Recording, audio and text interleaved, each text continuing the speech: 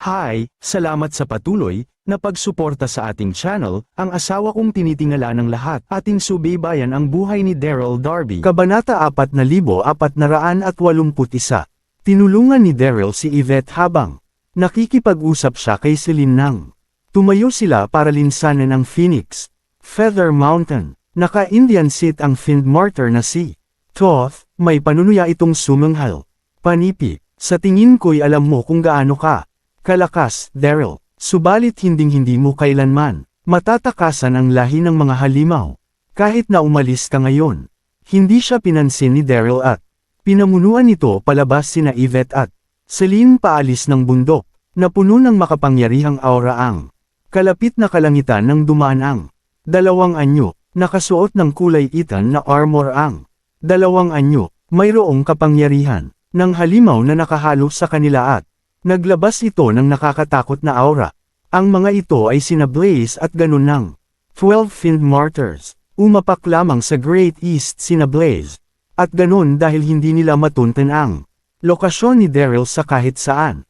Mabilis silang nagpunta sa Great East pagtapos nilang mapansin ang mga pagbabago sa langit at lupa. Alam nilang nasa digmaan si Thoth, Crap, napaatras sina Daryl, Yvette, at iba pa sa bigla ang pagpapakita ng dalawang Fiend Martyr. Isang pagsunok ang pagtalo sa isang Fiend Martyr. Paano pa kaya kung dalawa?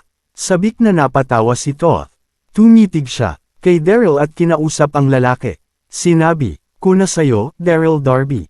Hinding-hindi mo kami matatakasan. Tanggapin mo na ang iyong kapalaran. Bumagsak ang mukha ni Daryl. Wala itong masabi. Lumundag sa ere ang mga Fiend Martyr na sina Blaze at ganon. Nagpalitan ng gulat na tinginan ang dalawa sa nakita nilang eksena. Anong nangyari? Mukhang naparalisa ang nasa sahig na si Thoth. Nagpagaling ang lalaki at mukhang nawala ng dugo ang mukha nito. Nakatayo naman sa hindi kalayuan ang isang lalaki at tatlong babae. Mayroon silang nanghihinang mga aura. Wala kina Blaze o ganon ang nakakilala kay Daryl dahil sa mga marka nito sa mukha kahit na sinubaybayan nila ito. Thoth, bumalik sa wisyo si Blaze. Nagsalita ang lalaki. Anong nangyari dito? Sino? Kilala ang Katikot. Takot na kapangyarihan ni Thoth. Hindi sila makapaniwalang mayroong nakatalo sa kanya. Inanatala ni Thoth ang sasabihin ni Blaze. Mamaya na ang mga tanong. Bilasan mo at pabagsakin siya. Si Daryl Darby ang lalaking iyan. Napuno ng galit ang mga mata ni Thoth. Nang sumigaw ito, nakakahiyang matalo ni Daryl. Mas lalong nakaramdam ng kahihiyan si Thoth dahil nakita siya ng kanyang mga tagasunod ng ganoon ang kanyang kalagayan. Ano? Si Daryl Darby ang lalaking iyon. Parehong nagulat sina Blake at ganon at pareho silang napatitig kay Daryl.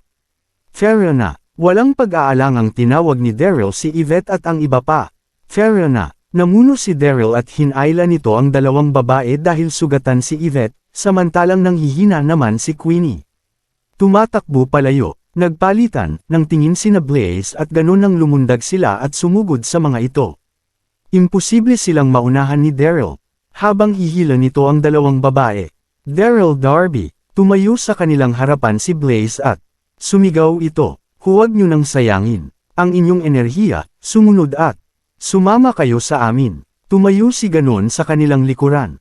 Panipi. Hindi ako makapaniwala, nagawa kang buhayin at natalo mo si Thoth. Pero hindi mo magagawang makatakas sa amin. Bumalot ang kaba kay Daryl, pero nanatili siyang tahimik. Naku naman, ano nang gagawin ko? Ngayon, napaisip siya sa kanyang sarili.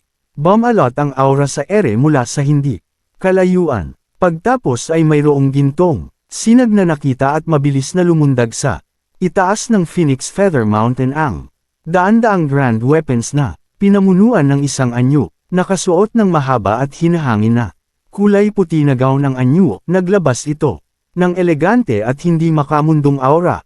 Iyon ay ang Lunaris General na ipinadala sa Nine Mainland ng Nine Heaven Emperor. Katulad ng dalawang Fiend Martyr, napansin ni Lunaris ang mga kakaiba sa kalangitan at lupa nang madaanan niya ang Great East. Nagpasya siyang huminto para mag-imbestiga. Bumagsak ang mukha ni Blaze at ganon nang makita nila si Lunaris. Bakit naroon ang Godly Region? Kabanata 4482. Napakunot ang tahimik na si Daryl. Anong nangyayari rito? Nandito ang 12 Fiend Martyrs at ngayoy pati ang Lunaris General at ang Grand Weapon. Ako ba ang dahilan kung bakit nandito silang lahat? Nasa malalim na pag-iisip pa rin si Daryl. Nang bumaba ang Lunaris General at ang Grand Weapon nito sa tuktok ng Phoenix Feather Mountain, dumaan ang paningin ng Lunaris General sa eksena habang malamig ang ngisi sa mga labi nito. Buhay na buhay dito, hindi ko akalaing magkakasama ang tatlo. Sa magiting na 12 Fiend Martyrs, sinulyapan nito si Daryl at napatinayin. Kay Thoth, namangha siya dahil sugatan. Si Thoth kahit na napakalakas nito. Sino ang may gawa noon? Ang lalaki bang mayroong pulang marka sa buong mukha? Hindi nakilala ng Lunaris General si Daryl dahil sa mga marka nito sa mukha, na parang katulad ni Yvette noon. Lunaris General, human heel ang naka-Indian seat na si Thoth.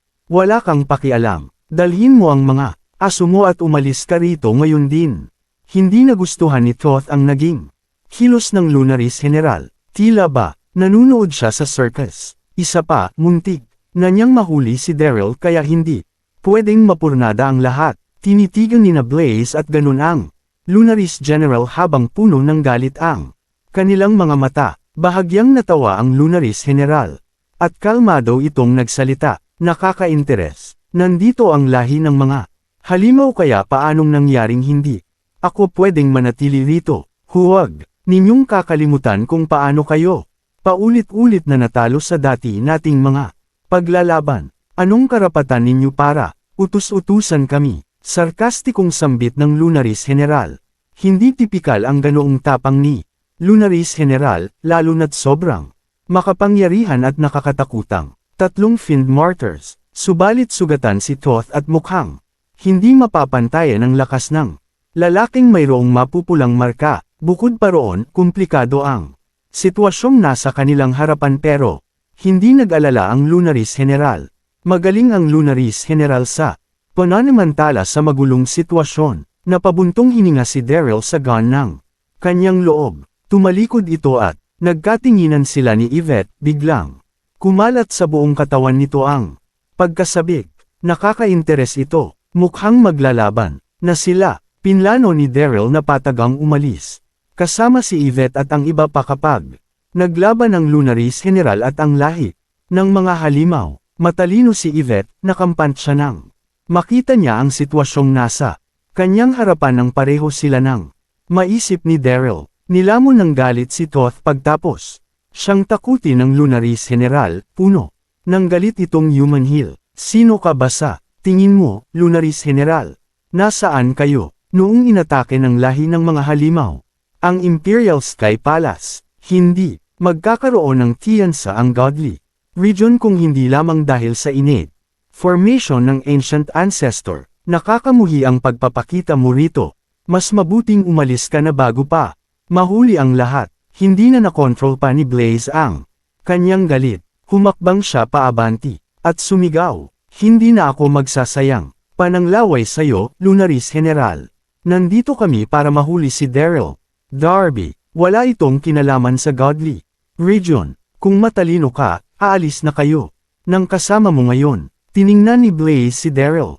Mayroong malakas na kagustuhan si Blaze na turuan ng leksyon ang Lunaris General pero prioridad niyang mahuli si Daryl. Daryl Darby, nagulat ang Lunaris General sa kanyang narinig. Bakit gumagawa ng eksena ang lahi ng mga halimaw sa paghuli kay Daryl? Mayroon ba itong kinalaman sa propecia ng Holy Sky Stone? Saka nasaan si Daryl? Tiningnan ng Lunaris General si Daryl. Nasorpresa siya nang mapag-alaman niya ang katotohanan pagtapos ang malalim na obserbasyon. Si Daryl Darby ang lalaking iyan. Anong nangyari sa kanya? Nakakagambala ang mga marka ng blood lotus sa kanyang mukha. Imposibleng makilala siya ng hindi inobserbahang maigi. Napaisip sa sarili ang Lunaris General at kinausap nito si Blaze. Bakit mo sinusubukang hulihin si Daryl? Mayroon ba itong kinalaman sa propecia ng Holy Sky Stone? Kabanata 4483. Ipinadala ng Nine Heavens Imperial ang Lunaris General dahil nabuksan ang Holy Sky Stone. Hindi niya hahayaang dumulas. Sa kanyang kamay ang nag-iisang klo. Anong kinalaman noon sa'yo? Tuluyang nawala ng pasensya si Blaze. Dumilim ang kanyang mukha nang malamig siyang nagsalita. Ito na ang iyong huling pagkakataon. Aalis ka ba, Zero o hindi? Malaki ang tiwala ni Lunaris sa kanyang mga inakala nang makita niya ang Rixbone ni Blaze. Naroon ang tatlong Fiend Martyrs para kay Daryl. Paniguradong mayroon itong kinalaman sa propesya ng Holy Sky Stone. Kung hindi ay aatakihin na sila dahil sa maraming alitan sa pagitan ng Godly Region. Bakit sila magsasayang ng oras at enerhiya sa mga salita? Tumingin si Lunaris kay Daryl at sinabing, Daryl Darby, sumama ka sa akin papuntang Godly Region. Nais kang makita ng kanyang kamahalan. Hindi maaaring hayaan ni Lunaris na bumagsak sa lahi ng mga halimaw si Daryl dahil may posibilidad na mayroong koneksyon sa Holy Sky Stone. Ang lalaki, hindi alam ni Daryl kung matatawa Zero. Maiiyak ba siya sa sinabi ni Lunaris? Piling ko'y maglaban kayong dalawa. Bakit kailangan mong ituon pabalik sa akin ang iyong atensyon? Isa pa, anong kinalaman sa akin ng Holy Sky Stone? Napaisip sa sarili si Daryl, at bago pa siya makasagot ay binasag ni ganun ang katahimikan dahil hindi na ito nakapagpigil pa. Yung anghel ang lalaki kay Lunaris. Dapat maging bahagi ng lahi ng mga halimaw si Daryl Darby. Hindi ka ba nahihiyang kunin ang mga bagay na hindi mo pag-aari? Ginamit ni ganon ang kanyang power of the Fiend Soul at kaagad na umikot ang hangin at sumabog ang Ketikot takot ng puwersa. Nilamon nito ang nakapalibot na hangin. Bahagyang gumalaw si Lunaris habang napuno ng pagkataranta ang kanyang puso. Nilamon si Blaze ng galit. Tumitig siya kay Lunaris at sinabing, naghahanap ka siguro ng mabilis na paraan para mamatay. Napagtanto ni Blaze na naroon si Blaze para sa sarili niyang kaligayahan. Bahagyang natawa si Lunaris at kalmado itong nagsalita. Nakalimutan mo na bang natalo ang lahi ng mga halimaw sa mga nagdaan nating paglalaban? Sinong naghahanap ng kamatayan ngayon? Isa pa, palaging isang Nine Heaven Sage ng Godly Region si Daryl. Kailan pa siya napasa kamay mo? Naramdaman ni Lunaris ang bahid ng pagkataranta nang sumagot siya dahil mayroong tatlong Fiend Martyrs sa eksena. Pero mabilis mag-isip si Lunaris at mayroon na siyang plano sa kanyang isip. Naramdaman ni Daryl ang biglaang alon ng pagkasabik sa eksenang nasa kanyang harapan. Tama, bilasan niyo ng maglaban. Hindi na nakapagpigil pa si Blaze. Buo ang kanyang galit nang sumigaw siya at lumundag sa ere, tila isang kuryente ang pagsugod niya kay Lunaris. Alisin na natin ang mangmang na iyan. Nilikom ni ganon ang kanyang power of the Fiend Soul at sinundan si Blaze. Naghanda siyang lumaban kasama ito para sa pagpatay kay Lunaris. Lumubog ang mukha ni Lunaris habang nahihirapan siyang itago ang kanyang pagkataranta. Subalit kaagad na bumalik siya sa wisyo. Nang pag-isipan niya ang kanyang plano, itinaas niya ang kanyang kamay at tinuro. Si Thoth, mga sundalo, sundin ang aking ipag-uutos. Pabagsakin si Thoth at wasakin ang pisikal niyang katawan. Nakikita ni Lunaris na lubhang sugatan si Thoth. Paniguradong matataranta ang dalawang Fiend Martyrs kapag itinuon nila ang kanilang atensyon sa lalaki. Roger, General. Pinakawala ng daan-daang mga sundalo ang maladyos nilang kapangyarihan at buong lakas na sinugod si Thoth. Sobrang nakakamuhi. Naka-Indian sit si Thoth at umagos ang panghihina sa kanyang katawan. Lubusan siyang nawalan ng enerhiyang lumaban pabalik. Napamura na lamang siya sa galit. Nagbago ang ekspresyon ni na Blaze at ganon at pareho silang hinampas ng pagkagulat at pagkagalit. Wala sa kanila ang nag-akalang nakakamuhi si Lunaris at itutuon nila ang kanilang atensyon kay Thoth. Walang oras para mag-isip ang dalawang Fiend Martyrs at tumakbo sila palapit kay Thoth para bigyang tulong ito. Kumunat ang noo ni Daryl nang tingnan niya si Lunaris. Namangha siya kung gaano ito kabilas nakaisip ng plano kahit na hindi normal ang pisikal niyang abilidad. Hindi na nakapagpigil pa si Yvette at napabulong ito. Nakakamangha. Hindi. Isang simpleng tao ang lalaking iyon, ang Lunaris General. Sa isang kisap mata, dali-daling lumapit. Sina Blaze at Ganon at matapang na nilabanan ang mga sundalo. Kabanata 4484.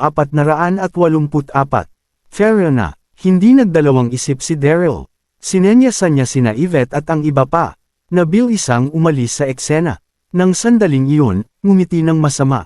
Si Lunaris at sinugod si Daryl. Saan ka pupunta sa tingin mo, Daryl? Mabilis si Lunaris. Nakahabol siya sa mga ito sa isang kisap mata. May bahagyang ngiti sa kalahati ng kanyang labinang. Magsalita siya. Ipinag-utos ng kanyang kamahalan na sumama ka sa akin. Kaagad na hinablat ni Lunaris ang braso ni Daryl. Iyon pala, ang punong intensyon ni Lunaris ay ang makuha si Daryl at ang hindi makipaglaban sa tatlong Finn Martyrs. Nakakamanghang panloloko, basura. Walang oras si Daryl pala ilagan ang lalaki, kaagad na namanhid ang braso nito. Walang enerhiyang natira sa kanya. Halos imposibleng mahuli si Daryl dahil sa abilidad na mayroon si Lunaris. Gayunpaman, nawalan ng enerhiya ang katawan ni Daryl na lumaban dahil ginamit niya kanina ang kapangyarihan ng Fayette Takeover. Hindi nagdalawang isip si Lunaris.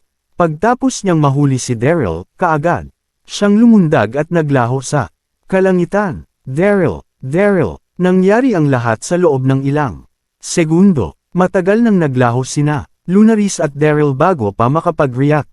Sina Yvette at Celine, nataranta ang tatlong babae pero wala silang nagawa. Nang hindi sila nagtagumpay sa pagpigil sa mga ito, umalis ang General Farah. Nagsigawan ang mga sundalo ng Godly Region nang umatras sila sa matinding pakikipaglaban sa dalawang Finn Martyrs. Naglaho ang mga ito sa distansya. Nag-alab sa purong galit si Toth. Paano? Naloko ang magigiting na Finn Martyrs. Sa katawa-tawang si Twaswin. Paano? Nagawang dakipin ni Lunaris si Daryl sa harapan ng mga ito. Paano sila mabubuhay sa kanilang mga sarili kung wala na ang mga salita? Ang pinakamahalaga, anong sasabihin nila sa Archfiend Antigonus? Napuno ng sama ng loob si Blaze nang ihampas niya ang malaking bato sa kanyang harapan gamit ang kanyang mga kamay. Paanorin niyo ang mga taong ito? Susundan ko sila. Malamig na bamulong si Ganon at naglaho ito sa direksyong pinuntahan ni Lunaris. Pinanood ni Blaze ang paglaho ni Ganon. Sa hangin, tumibok ang galit sa kanyang mga ugat. Nilingan ni Blaze si Toth. Anong nangyari sa'yo, Toth? Paano ka nagkaganito? Hindi makukuha ni Lunaris si Daryl. Kung hindi lamang dahil kay Toth. Sa tingin mo ba'y gusto ko ito? Tila natalong nagsalita si Toth. Panipi, sobrang mas malakas ngayon si Daryl. Kumpara noon, sinong nakakaalam kung anong ginawa niya para muling mabuhay? At maging ganito, kasalanan ko rin ang ginawa kong pangmamaliit sa kanya.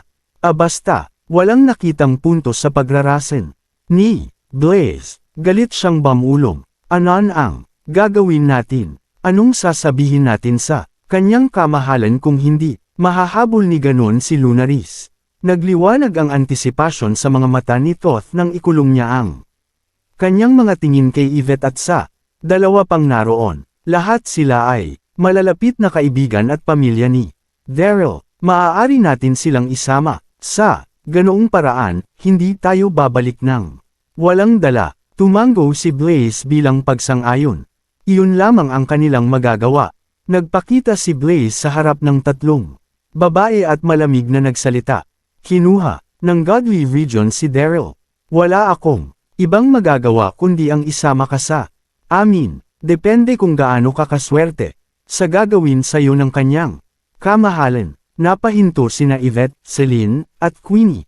Sa gulat at pagkataranta, umalis na kayong dalawa. Kinagat ni Yvette ang kanyang labi at utos sa dalawa. Pipigilan ko siya. Mas mabuting isa lang sa ating tatlo ang mahuli. Ginamit ni Yvette ang kanyang kapangyarihan ng Fiend at sinugod si Blaze. Nag-recharge ng enerhiya si Yvette.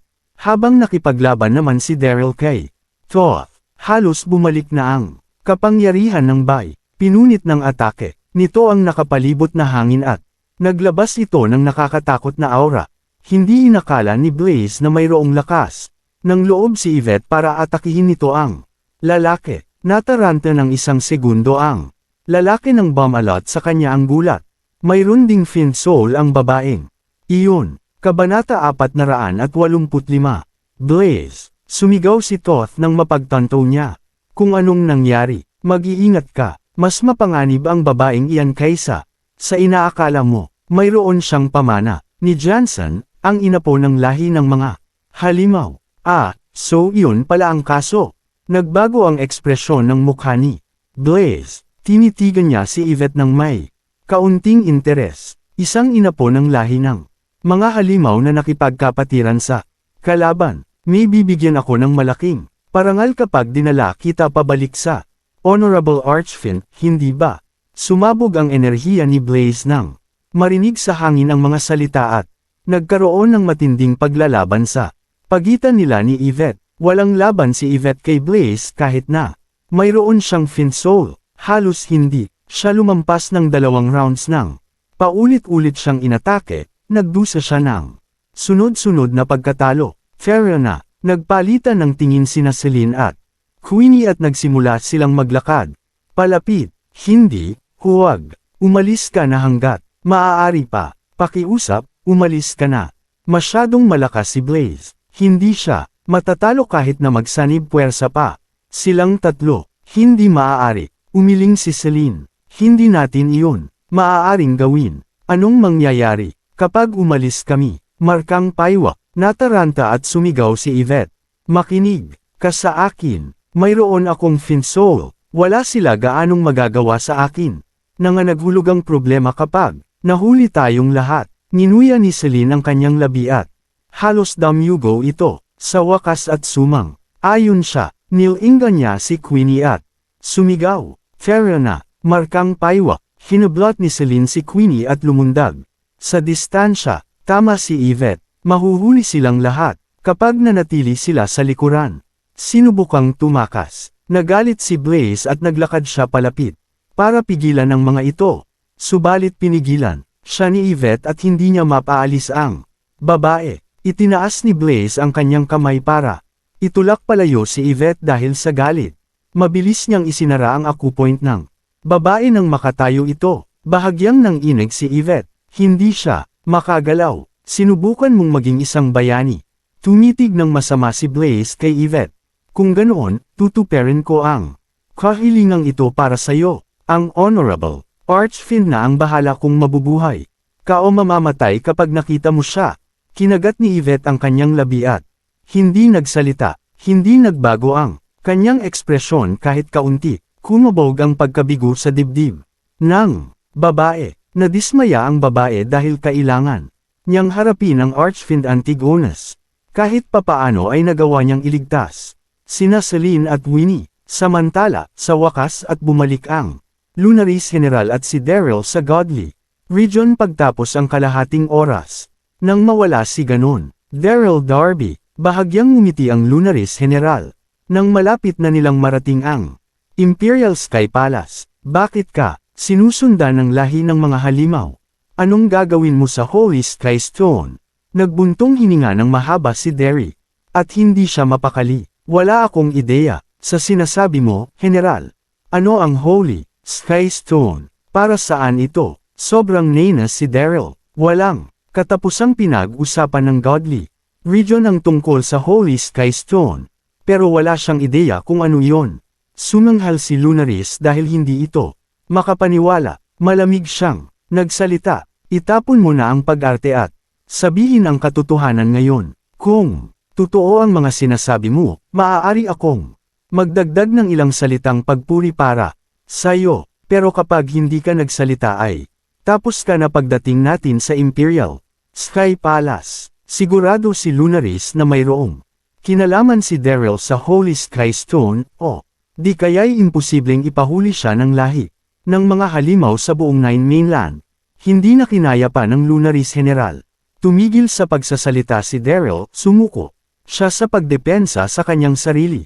Mukhang nenas ang Lunaris General sa pagiging tahimik niya at binilisan niya ang kanyang paglalakbay patungong Palasyo ng Imperial Sky. Nang sandaling iyon, sa palasyo ng Imperial Sky, madilim ang ekspresyon ng Nine Heaven Emperor nang umupo ito. Tahimik na umupo ang mga opisyal ng Maharlika, hindi sila nagtangkang magsalita. Mukhang kumalat sa buong Imperial Sky.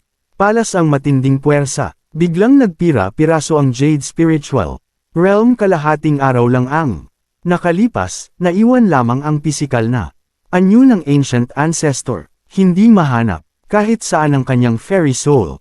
Nagkagulo ang buong godly region. Ipinadala ng Nine Heaven Emperor si Master Magera para magkaroon pa ng mas malawak na kaalaman tungkol doon. Isa pa, umalis din ang Ancient Goddess na sinuwa para sa maagap ng balita. 4 na oras na ang nakalipas magmula noong umalis sila pero wala pa ring balita. Mula sa mga ito, mas lalong nag-alala ang Nine Heaven Emperor dahil sa mga pangyayari. Mabigat ang pagkakasandal ng godly region sa Ancient Ancestor para makakilos sila. Trahedya ang sasapitin ng godly region kapag may nangyaring masama sa lalaki. 2. B. Continued.